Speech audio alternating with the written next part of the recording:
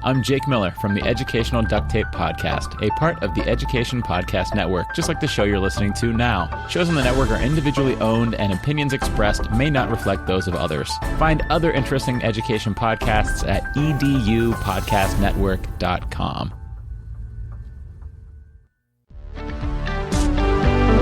Hello, Edu-Magicians. Welcome to the Edu-Magic Podcast with your host, Dr. Sam Fessich. Dr. Sam is a professor of education, author of Edu-Magic, and a pumpkin spice latte fan. This podcast is designed for pre-service teachers. Remember, friends, teaching doesn't begin at graduation, but during that first class at 8 a.m. Let's get this party started. Hello, friends, and welcome back to another episode of the Edu-Magic Podcast. Today, I have with me an amazing teacher, and I like how she calls herself an educator, education supporter, cheerleader, all the above, teacher encourager, Cindy Ollendyke. She's going to be sharing her teaching story with us today and all the work that she does to impact future teachers. So let's jump right in. Cindy, thank you so much for joining us today. Can you share a little bit about your teaching story? Well, like most teachers, I think we knew when we knew. I happened to know in first grade. I came home from school in first grade and I announced to my family that I was going to be a teacher. To which my dad, and this is true, my dad did pat me on the head and he said, "That's okay, Cindy. You'll change your mind or you'll grow out of it."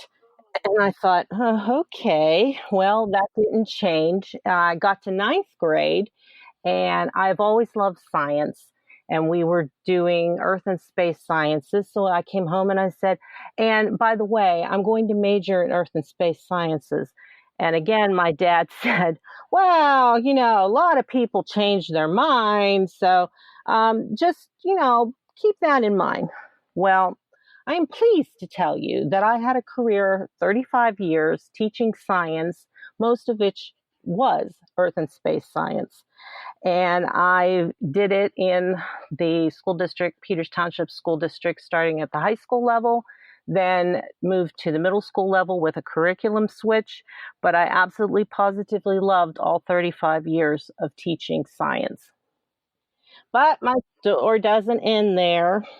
Just because you've taught something for 35 years doesn't mean when you retire, you give up what you've been passionate about. So now my focus point has been on encouraging teachers in the classroom and before they get there. So I'm excited to be talking to you and your audience today. I'm so excited to have you here. And I love how you said, and I'm pleased to share that I became an earth and space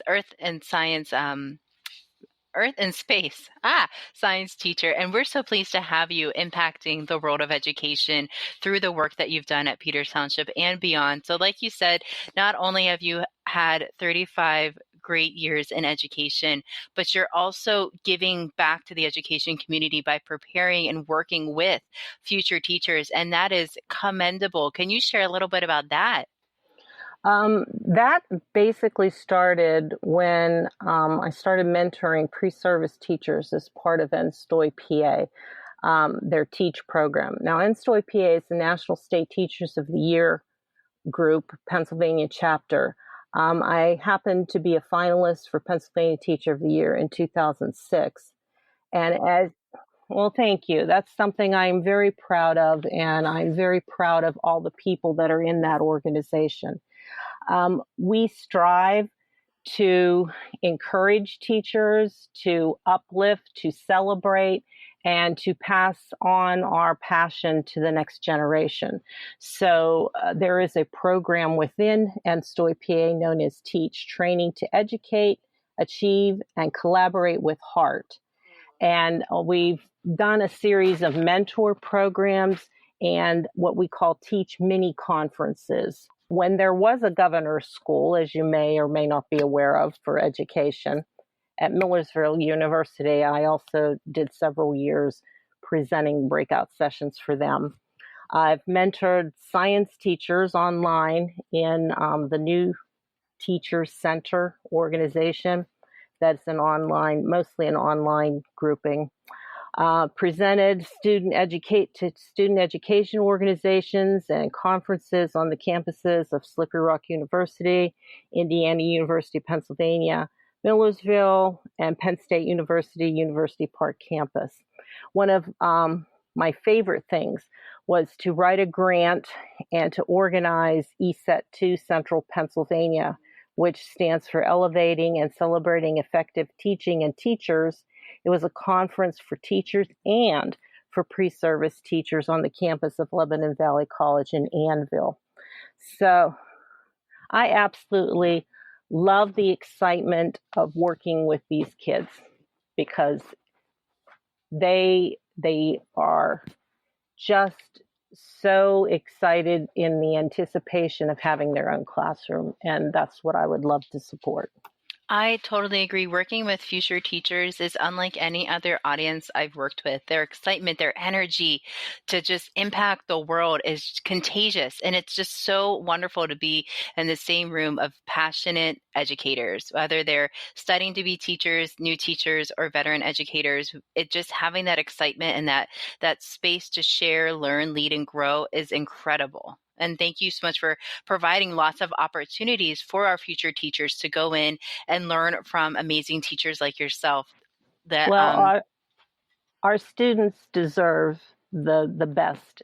And I really believe that we need to collaborate and cooperate so that the teachers coming into the profession are confident and competent at what they do. And I just believe in their joy, their passion, and as you said, impact that they can make. So it's my honor to be talking with you today and to do so. I love that. I love that. Thank you so much, Cindy. And it's an honor to have you come alongside them and raise up that next generation. Higher ed, we need to partner with educators like you, making differences out there in the community, out in schools, and partner up our future teachers with educators who are rocking it and help to support them, like that three-legged stool where we can help support our future teachers through being able to see the work that they're doing in classes be applied in real classrooms from around the world and getting them connected and learning from amazing educators. So I know that gets me really excited about working with future teachers. What gets you excited about working with future teachers? I just love their passion and joy because they are not jaded, and that sometimes comes, from being beaten down when you enter a classroom situation and you don't have the support around you. So I really want them to find their own tribe. You said something very important. They need to make a connection. And that's one of the things that I think they can make themselves stand out is if they connect, and start to build those relationships, because throughout their entire career, relationship building is going to be extremely important. You're building relationships with your students, with their families, with your colleagues, with your administrators. So connection, I think, is most important. And sometimes that's really intimidating for a brand new teacher. So I would recommend, just getting out there online, listening to webinars, podcasts like this one, doing Twitter chats. I don't know how many Twitter chats your students do. And even if they're not, contributing, at least kind of lurking back there and getting the lay of the land before they step into it. Because they just need to absorb everything like a sponge. You run into a teacher in an elevator and you strike up a conversation. It is wonderful to bounce ideas off of one another so that when they go into that all-important interview for that one job out of like 100 applicants, they can speak to how they are building those relationships and how they are constantly learning by doing these things that are just kind of out of the ordinary. Right. I agree. It's so important for our future teachers to connect with the Professional Learning Network online. I love how you mentioned Twitter chats, listening to podcasts, attending webinars. But these are free opportunities for you to connect and learn from educators who have already been there, done that, got the t-shirt type thing, and they want to help you. And being able to put on your resume maybe a QR code to a digital or a link to your professional Twitter or Instagram account is huge. I've had administrators say, whenever I'm down to the decision between two candidates, I look at their social media presence. I want to find what they're doing online. I want it to be positive. I want it to be professional, and I want it to be meaningful. So it really can make you stand out from other future teachers that are going after that same job or applying for that same internship. Having a professional learning network and connecting with those around you is critical in today's world. I can't tell you the shock that some people get whenever you ask them to pull up their digital presence and they want to become a teacher.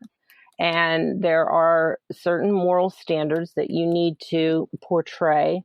I don't think an administrator or a possible future administrator wants to see their future teachers out there with the solo red cups.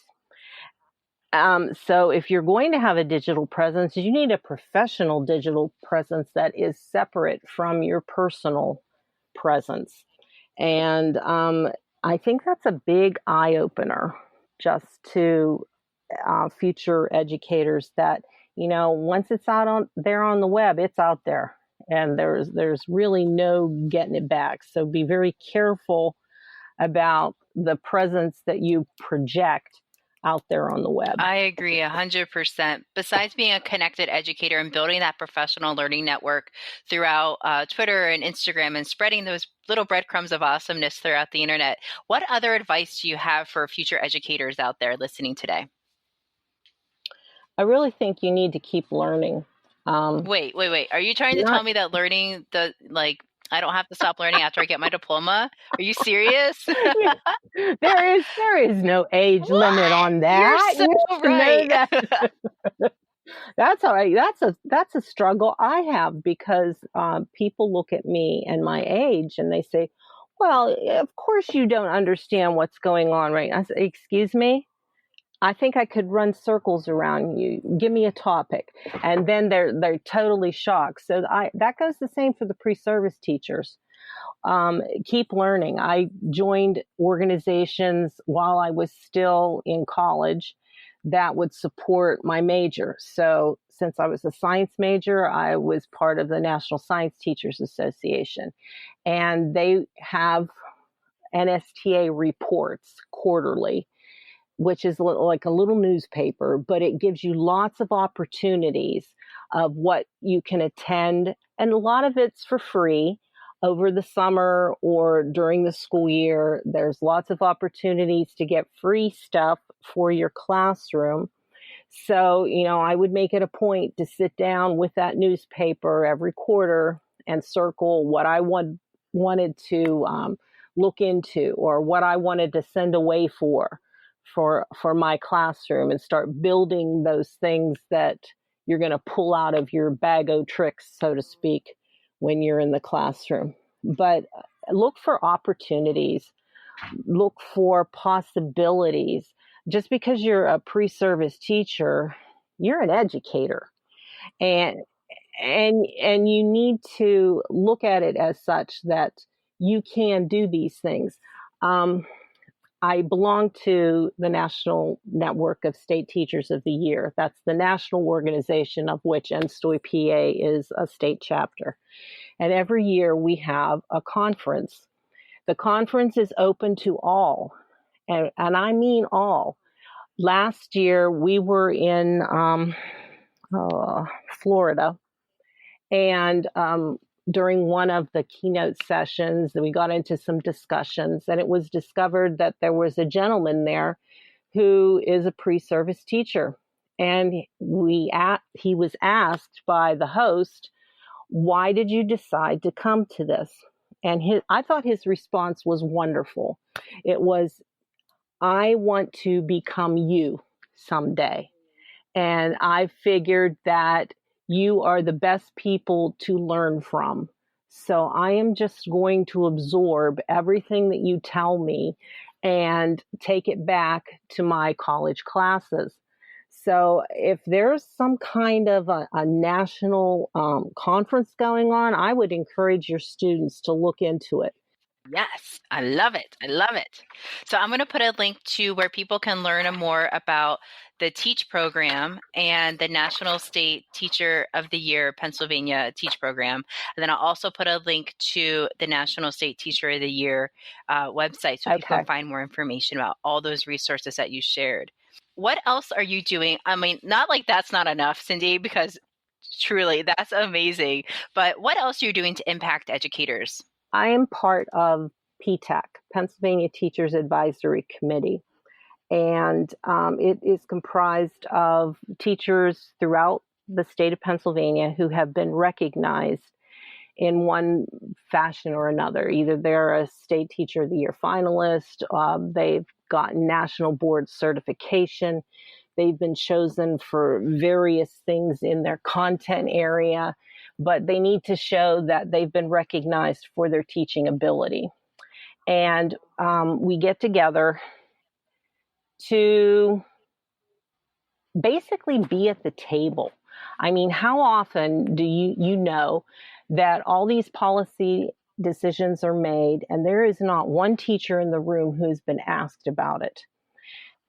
And for so long, it's been something that we've talked about late at night at conferences. We should be doing this. And you get so far and it gets stonewalled.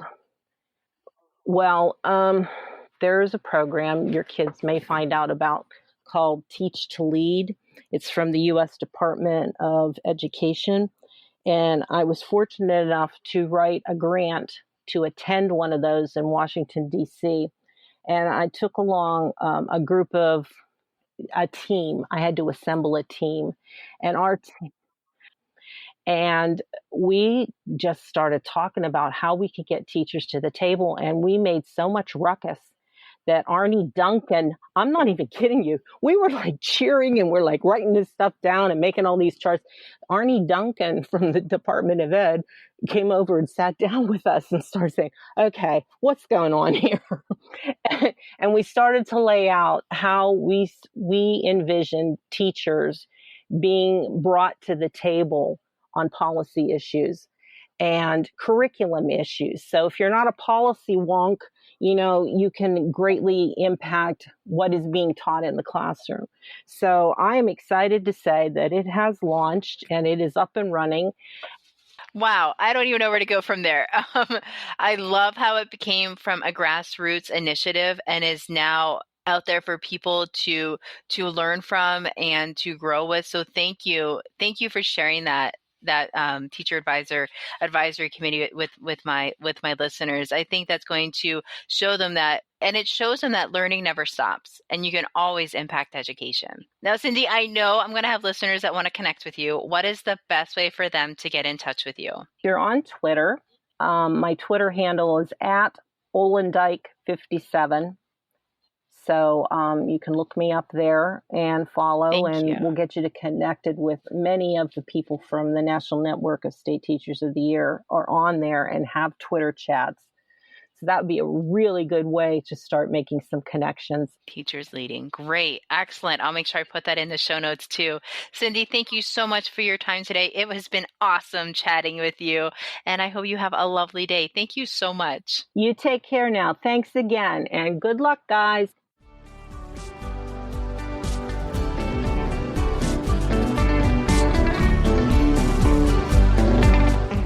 There you have it, EduMagicians. If you enjoyed this episode, please subscribe and share it with your friends. For more EduMagic, check out sfessage.com and follow Dr. Sam on Twitter and Instagram @sfessage. Until next time, you have the EduMagic within you.